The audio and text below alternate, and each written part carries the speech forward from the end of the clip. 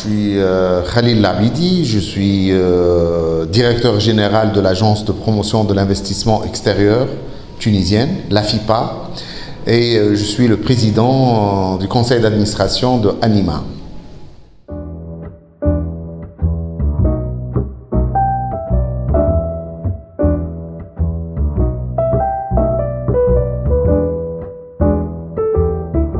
La Méditerranée, pour nous, c'est un endroit géographique sur lequel on vit tous en harmonie, aussi bien le sud que le nord.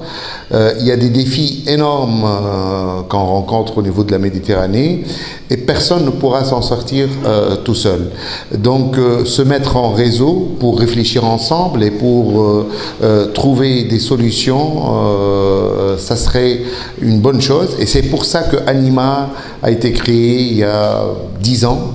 Et nous, en tant qu'agence de promotion de l'investissement, on était membres fondateurs. La Tunisie a participé à plusieurs projets, dont le dernier, c'est le projet Lactimed, qui a eu un succès énorme. Et nous voulons continuer sur ce chemin de coopération au niveau de la région méditerranéenne.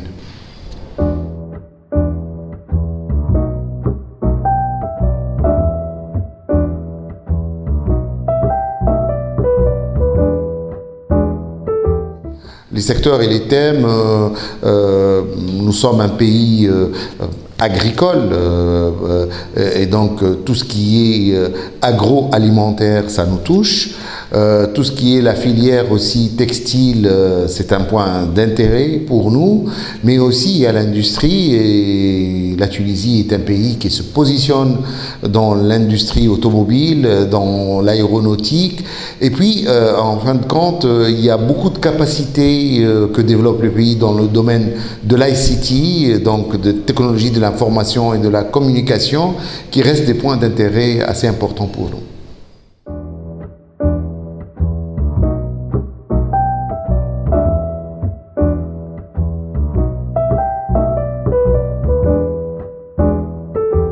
Les enjeux économiques au niveau de Nord-Afrique, vous savez que depuis 2011, nous sommes dans une zone de turbulence. Il y a beaucoup de chômage et surtout chômage de jeunes. Et puis, si on fait un focus un peu plus élevé, on va trouver qu'il y a du chômage des jeunes diplômés, donc qu'il va falloir embaucher. Pour cela, il faut monter en gamme dans les chaînes de valeur pour essayer de trouver des emplois à ces gens-là.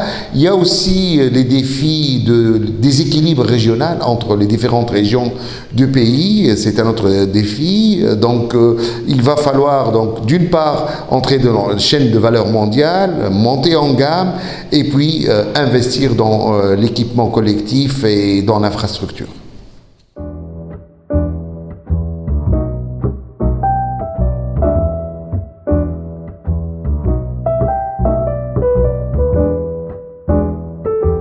Anima, elle apporte énormément dans la région, elle est de plus en plus connue. Donc c'est premièrement un réseau de networking qu'on ne peut pas ignorer, donc il est très important. C'est un réseau de réflexion où on peut ensemble réfléchir au développement de la Méditerranée, mettre en place les politiques de coopération et de partenariat.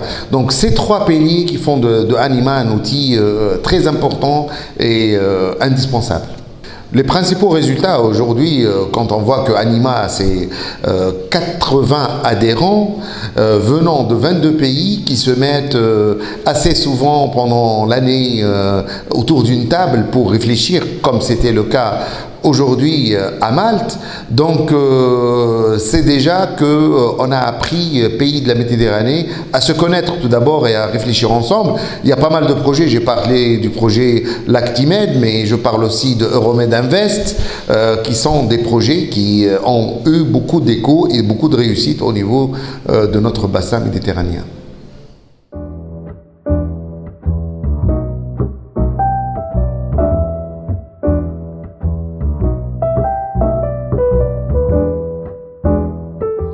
La FIPA est membre fondateur de Anima, donc on a été là depuis 2006 au départ. J'avoue qu'on n'était pas sûr de pouvoir continuer pendant 10 ans parce qu'au début c'était un peu difficile de partir sur un projet aussi ambitieux. On a commencé d'une façon de moins en moins accélérée comme actuellement, mais on voit que avec le temps, il y a beaucoup de confiance, aussi bien des membres d'Anima dans leur réseau, mais aussi des donneurs d'ordre à l'international, comme l'Union européenne, etc. Anima s'est doté d'experts qui sont devenus très chevronnés. Ils ont une expertise assez bonne dans plusieurs domaines, et aujourd'hui, ça devient une référence incontournable.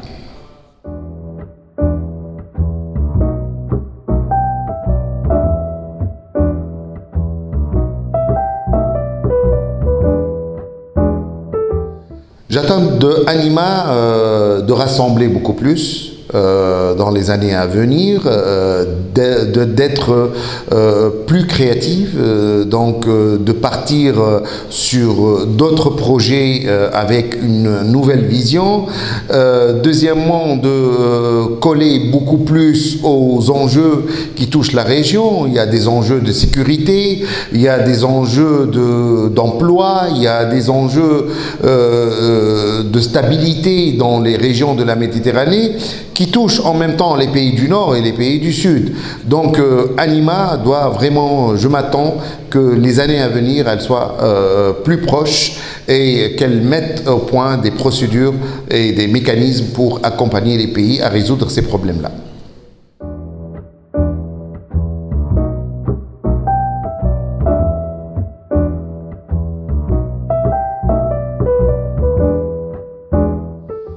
Tous ensemble pour le développement.